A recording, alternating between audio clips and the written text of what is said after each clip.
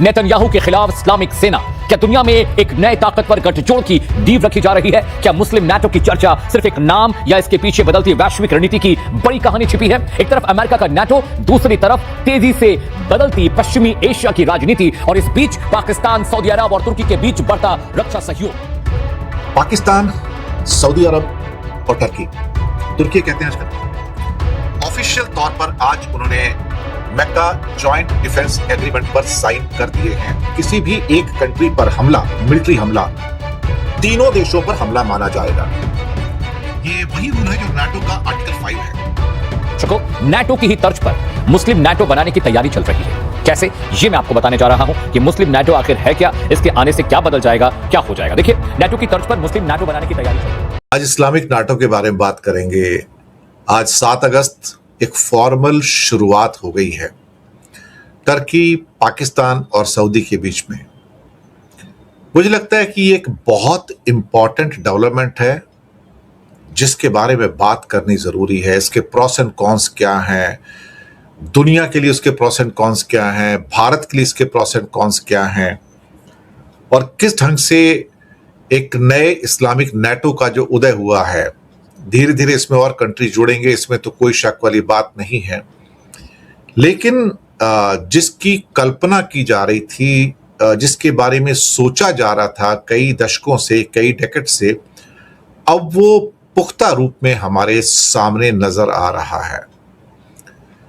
इसके भी कई रंग हैं, कई रूप हैं। कितना सक्सेसफुल होगा, कितना नहीं होगा, क्या टर्म्स एंड कंडीशंस हैं, क्या उसके आर्टिकल्स हैं, लेकिन हां, इसको इस्लामिक नाटो के नाम से जरूर कहा जा रहा है।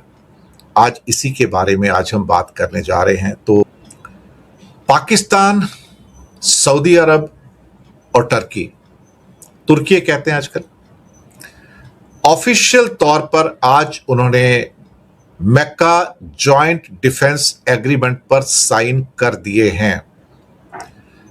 फिर से सुन लीजिए नाम, मक्का जॉइंट डिफेंस एग्रीमेंट, MJDA इसको कहा जा रहा है, MJDA। लेकिन पॉपुलर टर्मिनोलॉजी जो इसके बारे में कही जा रही है वो इस्लामिक नाटो कहा जा रहा है।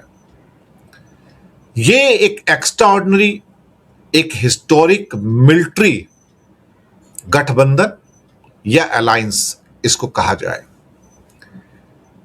और इसका एक प्रोविजन जो बहुत सारे देशों को नाटो की तरह चुभ सकता है कि किसी भी एक कंट्री पर हमला, मिलिट्री हमला, तीनों देशों पर हमला माना जाएगा। ये वही रूल है जो नाटो का आर्टिकल 5 है, यानी कि कलेक्टिव डिफेंस। एक मुल्क के ऊपर हमला, तीनों मुल्कों पर हमला माना जाएगा। यहां से हिंदुस्तान की पॉलिटिक्स में भी फर्क पड़ता है, क्योंकि पाकिस्तान के ऊपर हमला होता है तो वो हमला अब सऊदी अरब के ऊपर और साथ में तुर्की के ऊपर भी माना जाएगा। ये जियोपॉलिटिकल सिचुएशन जो निकल कर आई है ना, मुझे लगता है कि ये साउथ एशिया के लिए एक एक्सट्रीमली इंपैक्टफुल सिचुएशन है। ये मैं मानकर चल रहा हूं, और इसका एक डीपर एनालिसिस जरूरी है इस समय। दरअसल इस नए जियोपॉलिटिकल सीन में इंडिया की जो नेशनल सिक्योरिटी है, जो कश्मीर पॉलिसी है, इंडियन ओशन में जो इनका इंपैक्ट है, और मिडिल ईस्ट के अंदर जो डिप्लोमेसी है, उसके ऊपर बहुत सीरियस, एक्सट्रीमली सीवियर इंपैक्ट पड़ने की पॉसिबिलिटीज अब पैदा हो गई हैं। ये नया मिलिट्री अलायंस नाटो की तरह, इनके पास सऊदी की क्या कहते हैं कि अनलिमिटेड मनी पावर है, अनलिमिटेड मनी पावर है, अनलिमिटेड ऑयल पावर है।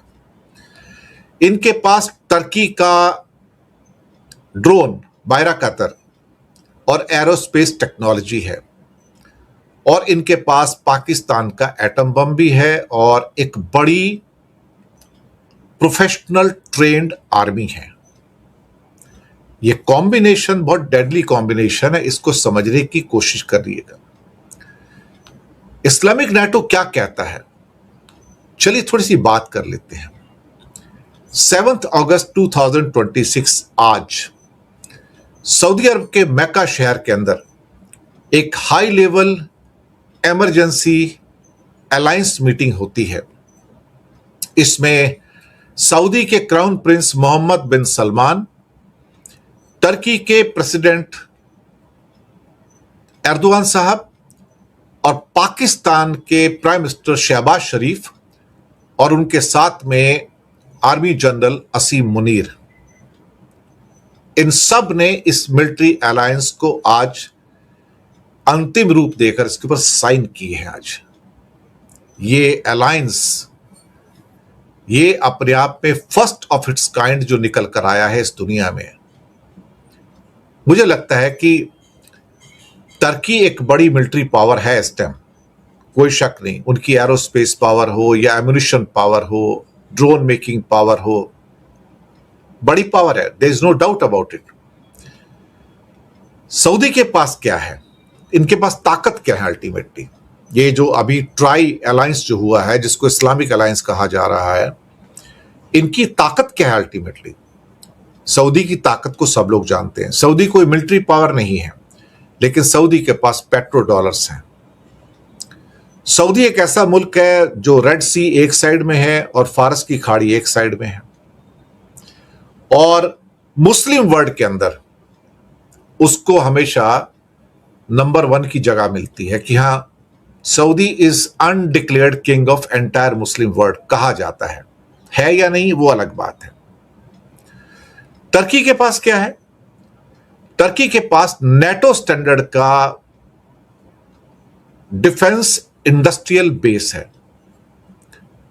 मोस्ट मॉडर्न मिलिट्री टेक्नोलॉजी है, बायर कतार TB2 के ड्रोन्स हैं, 5th जनरेशन का कान फाइटर जेट है जिसमें GE का इंजन लगा हुआ है, और काफी कुछ और भी है, गोला बारूद भी है। वैसे टर्की की गोला बारूद की फैक्ट्रियां कुछ साल पहले तक इजराइल को भी गोला बारूद सप्लाई करती थी, मैं आपको बता दूं। तो टर्की इतना दूध का धुला नहीं है, धंधा पानी वहां से चलता था उसका। इंडिया से थोड़ी सी टर्की का थोड़ा सा लगाव थोड़ा कम है, पाकिस्तान से ज्यादा है, लेकिन ओपन तौर पे टर्की इंडिया के खिलाफ जाता नहीं, मैं आपको बताऊं, क्योंकि पाकिस्तान उसका साथी जरूर है, लेकिन पाकिस्तान के साथ बिजनेस बहुत कम है। इंडिया उसका साथी नहीं, लेकिन इंडिया के साथ बिजनेस बहुत है टर्की का, और टूरिस्ट बिजनेस बहुत है। तो दुनिया में 2-3 चीजें जो होती हैं वो अलग हो जाती हैं। सऊदी बहुत स्ट्रांग है, पाकिस्तान के साथ है, लेकिन इंडिया के 30 लाख लोग सऊदी में काम करते हैं। सऊदी को पता है कि इंडिया भी इमर्जिंग पावर है, तो सऊदी का बहुत सारा इन्वेस्टमेंट है, जो अरामको का भी है वो इंडिया में है। जैसे यूएई के बड़े इन्वेस्टमेंट आ रहे हैं, वैसे सऊदी के भी इंडिया में बड़े इन्वेस्टमेंट है, तो बड़े इंटरेस्ट है। तो इंडिया से आप आइसोलेट नहीं होगे। कई बार क्या हो जाता है ना कि ये सारे के सारे जो एग्रीमेंट है ना, ये कागजों पे सिमट जाते हैं और रियलिटी में सामने नहीं आते। जैसे अभी हूती ने अटैक किया हुआ है सऊदी के ऊपर, तो क्या पाकिस्तान का जो उसका एग्रीमेंट था, तो क्या पाकिस्तान हूती पे अटैक कर रहे हैं? नहीं।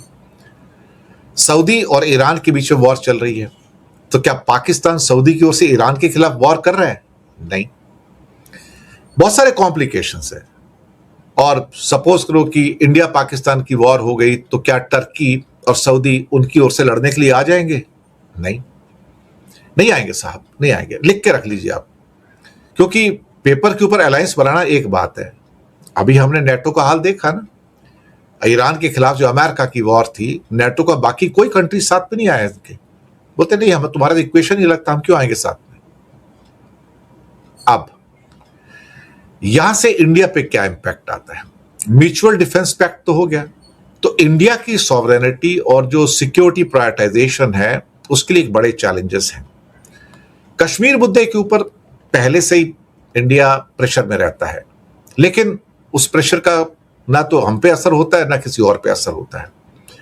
पाकिस्तान हमेशा से कश्मीर मुद्दे का इंटरनेशनलाइजेशन करता रहा है, उसको एक रिलीजियस एंगल देने की कोशिश करता है। टर्की भी पहले कश्मीर को लेके काफी बयान देता है, बीच में थोड़ा कम हो गया था।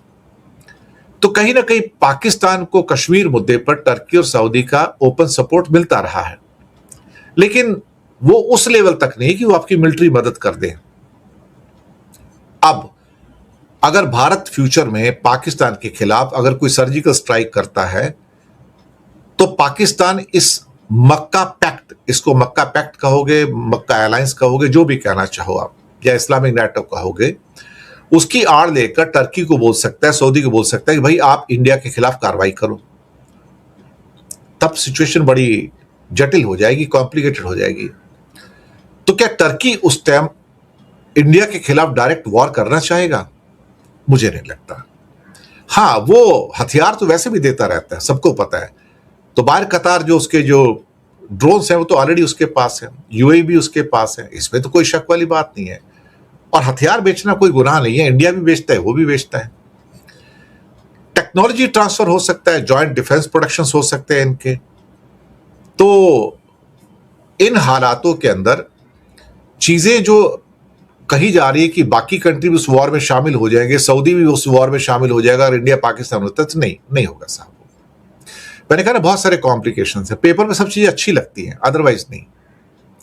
सऊदी के जरिए पाकिस्तान की आर्मी का क्या कहते हैं कि एक मॉडर्नाइजेशन हो सकता है। उनके पास अभी पैसे की कमी है, हालांकि अब उनके पास हंगोर सबमरीन्स भी आई हैं, J-35, उनके पास स्टेल्थ प्लेन भी चाइना से आने जा रहे हैं, कई और चीजें भी आ रही हैं उनके पास। 155 गन्स भी आई हैं चाइना से अभी रिसेंटली, लेकिन पैसा नहीं है उसके पास, जो पैसा होना चाहिए। तो हो सकता है कि सऊदी उसको वो अम्ब्रेला देगा जिस अम्ब्रेला से उसकी पैसे की तंगी थोड़ी सी दूर हो जाए और उसको एक लाइफलाइन मिल जाए। लेकिन वो भी लिमिटेड ही रहता है ना, अल्टीमेटली फाइनेंशियल डील्स ही होते हैं, वो आपस के प्यार मोहब्बत पे नहीं चलती हैं। जैसे यूएई में और बड़ी प्यार मोहब्बत थी पहले पाकिस्तान में, भाई एक दिन ऐसा आया कि यूएई ने सारे पैसे वापस मांग लिए, मेरे सारे पैसे दे दे अभी तुम, तुरंत दे। $3-4 बिलियन थे, वापस करने पड़ गए। सऊदी ने उधार दिया था तब वापस कर पाया। नेतन्याहू के खिलाफ इस्लामिक सेना क्या दुनिया में एक नए ताकतवर गठजोड़ की नींव रखी जा रही है? क्या मुस्लिम नाटो की चर्चा सिर्फ एक नाम या इसके पीछे बदलती वैश्विक रणनीति की बड़ी कहानी छिपी है? एक तरफ अमेरिका का नाटो, दूसरी तरफ तेजी से बदलती पश्चिमी एशिया की राजनीति, और इस बीच पाकिस्तान, सऊदी अरब और तुर्की के बीच बढ़ता रक्षा सहयोग। अब चर्चा उस संभावित गठजोड़ की है जिसे कई जगह मुस्लिम नाटो कहा जा रहा है। मिडिल ईस्ट में जंग के चलते मुस्लिम देश नेतन्याहू के खिलाफ खड़े हो रहे हैं, जिसमें पाकिस्तान अहम भूमिका निभा सकता है। लेकिन इस कहानी में चीन की एंट्री सबसे बड़ा सवाल खड़े करती है। पाकिस्तान चीन का करीबी साझेदार है, सऊदी अरब ऊर्जा का बड़ा केंद्र और तुर्की क्षेत्रीय राजनीति में प्रभावशाली ताकत। यानी एक तरफ चीन को ऊर्जा और व्यापार के रास्तों में फायदा मिल सकता है, तो दूसरी तरफ अरब सागर और हिंद महासागर में उसका रणनीतिक प्रभाव बढ़ सकता है। अगले घंटे लगातार एक बड़ा पैनल मेरे साथ जुड़ने जा रहा है, लेकिन उससे पहले इस्लामिक नाटो का कॉन्सेप्ट क्या है मैं आपको यह समझाने जा रहा हूं। सबसे पहले समझिए कि नाटो का जो अपभ्रंश तैयार हो रहा है, मुस्लिम नाटो क्या है, यह मैं आपको समझाने जा रहा हूं, क्योंकि इसको बिना समझे आप यह नहीं समझ पाएंगे कि आखिर यह चिंता का सबब क्यों है। जी हां, नाटो का पूरा नाम नॉर्थ अटलांटिक ट्रीटी ऑर्गेनाइजेशन है। जिस मुस्लिम नाटो की हम बात कर रहे हैं, उससे पहले नाटो क्या है यह आपको मैं समझा रहा हूं। जी हां, यह सुरक्षा और सैन्य गठबंधन है जिसकी शुरुआत 1949 में हुई थी और उसके बाद से लगातार नाटो का स्वरूप बदलता रहा। जी हां, नाटो में यूरोप और उत्तरी अमेरिका के 32 मुल्क शामिल हैं। साथ ही साथ और भी मुल्क इसके दावेदारी करते हैं, हालांकि यूक्रेन अभी तक नाटो का हिस्सा नहीं बन पाया है। आर्टिकल 5 में एक ऐसे क्लॉज का जिक्र है जिसमें सदस्य देश पर हमला सभी सदस्य देशों पर हमला माना जाएगा। यह आर्टिकल 5 का जो क्लॉज है, यही नाटो को सबसे ज्यादा ताकत देता है। जी हां, आर्टिकल 5 की वजह से नाटो देश एकजुट रहते हैं और कोई भी बाहरी मुल्क उन पर हमला करने की कोशिश नहीं करता, वो खौफ में रहता है। यानी किसी एक देश पर हमला होने पर बाकी जो मुल्क है उसकी मदद के लिए आ जाएंगे, चाहे वो सामरिक हो, चाहे वो आर्थिक हो, चाहे वो स्ट्रैटेजिक हो। जी हां, आगे बढ़ते हैं, अगले ग्राफिक्स पर आते हैं। क्या है मुस्लिम नाटो? इस कॉन्सेप्ट की उत्पत्ति कैसे हुई और कैसे पाकिस्तान इस पूरे मुस्लिम नाटो के जो नैरेटिव को लीड कर रहा है, यह मैं आपको बताने जा रहा हूं। दर्शकों, नाटो की ही तर्ज पर मुस्लिम नाटो बनाने की तैयारी चल रही है।